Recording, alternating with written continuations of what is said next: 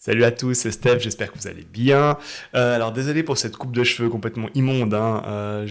C'est un peu l'été et c'est même le but de cette vidéo, c'est de vous parler de l'été. Donc voilà, désolé pour ça. Mais je vais vous faire une vidéo en fait pour vous parler de cette période un peu étrange, hein, quand on est entrepreneur, qui est l'été justement. Je sais pas pour vous, mais moi je regarde ma boîte email, il n'y a pas grand-chose qui bouge actuellement et je sais d'expérience que c'est une période qui peut être très bien vécue pour les employés parce que finalement c'est un repos bien mérité après des mois de travail acharné, mais pour des indépendants, pour des freelancers, c'est une période qui est très très stressante. La raison c'est très simple, c'est juste que vous avez plus de revenus pendant peut-être plusieurs semaines, il n'y a plus rien qui bouge, et du coup c'est une période qui est abordée souvent pas très très bien par des gens qui se lancent ou dans les premières années d'entrepreneuriat. Maintenant voilà, je me suis lancé en 2015, donc voilà j'ai pas mal d'années de recul, donc j'ai eu le temps un peu d'apprendre de tout ça, et aussi je voulais vous partager quelques conseils, en fait 5 conseils pour mieux aborder ces périodes de vacances. Alors ça vous sera pas très très utile pour ces vacances-ci parce que là on est bientôt à la fin de l'été, enfin au milieu de l'été, donc c'est déjà mort hein, si votre été est catastrophique, mais pensez-y pour les prochaines vacances. J'espère que cette vidéo vous sera utile. C'était une période toujours compliquée pour moi, les vacances, parce que je me disais, bon, il n'y a plus rien qui bouge, c'est de ma faute, je fais les choses fausses, les gens ne s'intéressent pas à ce que je fais, etc. Ben non, c'est pas du tout lié à toi, c'est vraiment lié au contexte général, c'est que les gens sont en vacances. Alors oui, tu vas me dire, ils ne sont pas en vacances 2 mois entiers. Mais en fait, c'est toute la chaîne de décision qui est en vacances. Donc c'est ça qu'il faut bien comprendre, c'est que dans une entreprise, pour que des ventes se fassent et que des contrats soient signés, etc., il faut toute une chaîne de décision et il faut que les gens soient tous là, présents. Et c'est un peu le problème, c'est que même si l'employé A n'est pas en vacances, peut-être que l'employé B qui doit signer le contrat va être en vacances et ça va tout ralentir. Donc il y a un rythme comme ça qui est vraiment mis dans les grandes entreprises, en tout cas, qui est mis un peu à l'arrêt, et il n'y a plus rien qui avance, il n'y a pas de budget, il n'y a pas de stratégie, il n'y a pas d'envie non plus parce qu'il fait super chaud dehors. Donc il faut juste comprendre que c'est simplement un contexte qui est comme ça et tu peux pas y faire grand chose. Ça, c'est la première chose et il faut juste l'accepter en tant qu'entrepreneur. Donc, mon premier conseil sera mon conseil numéro un, c'est kiffe ton été. Bah oui, profites-en parce que finalement c'est le moment pour toi, si tout le monde est en vacances, de aussi toi-même être en vacances, de reposer un peu, de laisser un peu couler les choses. Et voilà, il fait beau, c'est pas au mois de novembre quand on sera sous la pluie, et, qu'on n'aura même pas de gaz russe, donc on va crever de froid. C'est pas là où tu pourras kiffer ta life. Donc vraiment, profites-en maintenant. Vois ta famille, tes amis, voyage, profite du bon temps, parce que ça c'est vraiment extrêmement important. N'hésite pas aussi à rien faire, hein. Je pense que c'est tout à fait acceptable, même en étant entrepreneur, de se poser, lire un livre et de rien faire pendant quelques jours. Ça, c'était mon conseil numéro un. Et je pense qu'il est quand même important et il ne faut pas s'oublier complètement, même quand on est entrepreneur. Mon deuxième conseil, alors là, on est plus du côté business, c'est de comprendre la saisonnalité de ton métier. Et ça, c'est quelque chose qui m'a pris du temps à titre personnel parce que, alors voilà, il y a des exemples typiques de saisonnalité. Typiquement, je sais pas, un prof de ski par exemple, le prof de ski va travailler l'hiver et l'été, bah, il n'y a plus de neige, il peut plus travailler en tant que prof de ski. Et ça, c'est des gens qui, bah, traditionnellement, ont deux métiers. C'est-à-dire qu'ils vont avoir le métier d'hiver, prof de ski, et l'été, ils vont faire quoi? Ils vont vendre des gaufres, ils vont vendre des glaces, ou ils vont faire des cours de surf. Et ils ont deux activités comme ça qui vont bien se combiner pour gérer les saisons.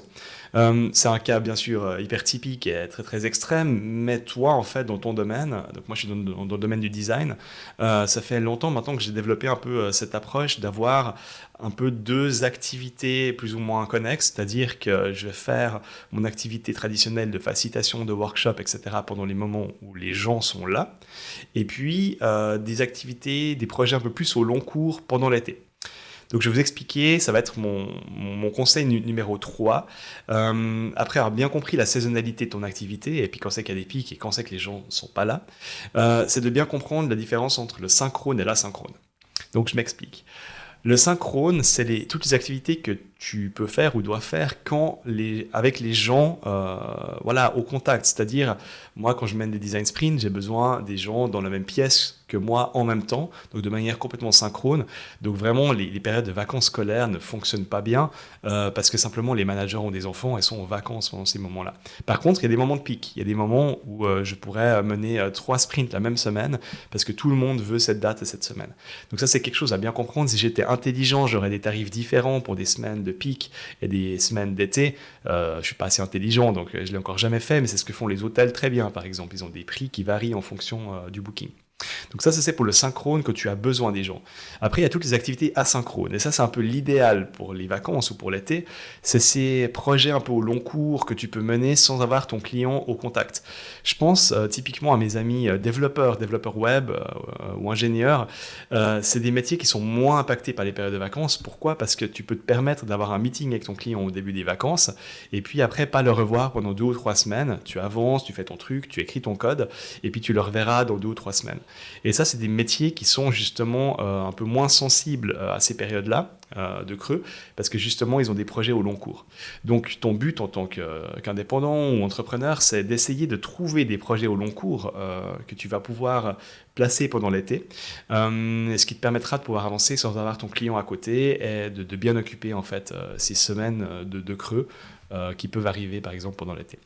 Donc c'est facile à dire de nouveau, des fois plus difficile à faire parce que c'est un peu l'œuf et la poule. Quand tu es jeune, indépendant ou entrepreneur, tu veux trouver des projets au long cours, ça implique que c'est des gros projets avec des gros budgets, et peut-être que tu ne pourras pas travailler sur ce type de projet, en tout cas au départ. Mais regarde quand même autour de toi, ces projets, ils existent. Rien que par exemple, si tu es designer, créer un site web, déployer tout un thème, etc., coder le site web, créer les pages, etc., c'est quelque chose qui prend du temps, qui peut très bien être fait pendant ces périodes d'été. Mon conseil numéro 4. Mon conseil numéro 4, c'est en fait, si malgré tous mes bons conseils, tu n'as pas eu le grand projet miraculeux qui va occuper ton été, c'est finalement travail à amener de la valeur sur ton propre business. C'est-à-dire, tu peux travailler ta stratégie de contenu, par exemple. Pour ton site web, par exemple, ça va booster booster le SEO, donc la recherche organique. C'est-à-dire, plus tu as des contenus intéressants sur ton site qui décrivent bien ton activité, etc., plus les gens vont trouver ton site. Donc ça peut être vraiment quelque chose à faire pendant les vacances. Ça prend beaucoup de temps. C'est pas facile d'écrire. C'est vraiment quelque chose de très, très chronophage. Et puis, du coup, tu peux bien utiliser ces semaines pour ça. Tu peux créer de contenu. Il y a des gens qui sont à l'aise sur les médias sociaux, donc ils voudront peut-être poster des vidéos ou des photos, ce genre de choses. C'est aussi des contenus que tu peux préparer pendant ces périodes de creux pour après les réutiliser au compte-gouttes les mois qui suivent en fait cette période de vacances. Donc imagine, maintenant je pourrais être en train de créer du contenu que je vais peut-être utiliser comme ça au compte-gouttes lors des mois d'automne où j'aurais pas du tout le temps de créer du contenu parce que je serai à fond en train de mener mes workshops. Donc ça vraiment, je pense que c'est un très très bon conseil. En tout cas, au début de ton activité, il faut absolument que tu crées ce contenu, que tu aies du contenu sur ton site web, que tu fasses du SEO, parce que sinon les gens vont jamais te trouver et ça c'est un vrai problème. Et je sais que ça peut être vu comme une perte de temps, que c'est pas facile à faire, etc. Mais tu seras vraiment très très content de l'avoir les années qui suivent, parce que c'est comme ça que les gens te trouveront simplement.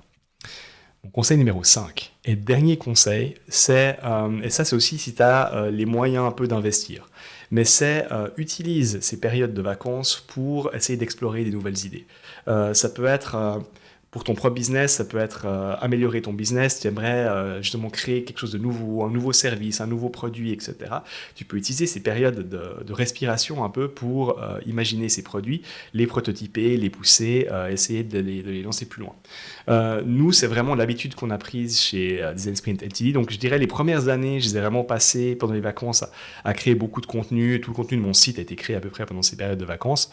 Mais maintenant, depuis, on va dire 2018-2019, nous, chaque été, on le passe à en gros pousser des projets. Donc, en 2019, qu'est-ce qu'on a fait ? On a lancé le Design Sprint Quarter qui a été créé pendant l'été. Désolé pour la mèche, c'est trop moche.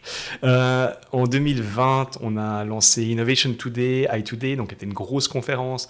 Il y a eu le Covid et tout ça, donc on l'a fait online. En 2021, on a fait aussi Innovation Today, une énorme conférence dans un centre de congrès en présentiel cette fois-ci. Donc vraiment, tout ça, c'est des énormes projets. Et puis en 2022, on est en train de travailler sur un projet super secret qui en fait est un produit qui va carrément donner naissance à une nouvelle entreprise, en fait une start-up, donc qui va être en parallèle de Design Sprint. Et on est vraiment en train de travailler à fond là-dessus pendant 6 semaines. Donc ça, c'est de nouveau quelque chose qui prend beaucoup de temps, qui coûte de l'argent, etc. Donc c'est des investissements, mais ça, c'est vraiment des choses que tu peux faire pendant les périodes de vacances. Voilà, donc pour résumer, panique pas, c'est normal, tout le monde a le droit à des vacances et accepte que le business soit un peu plus tranquille pendant l'été. 2, investis sur toi-même et tes propres contenus, etc. Et puis 3, vraiment réfléchis à des projets que tu pourrais pousser à l'interne et qui vont faire grandir ton business par la suite. Voilà, j'espère que c'était utile et je vous souhaite un très très bel été à tous. Bye bye, ciao ciao.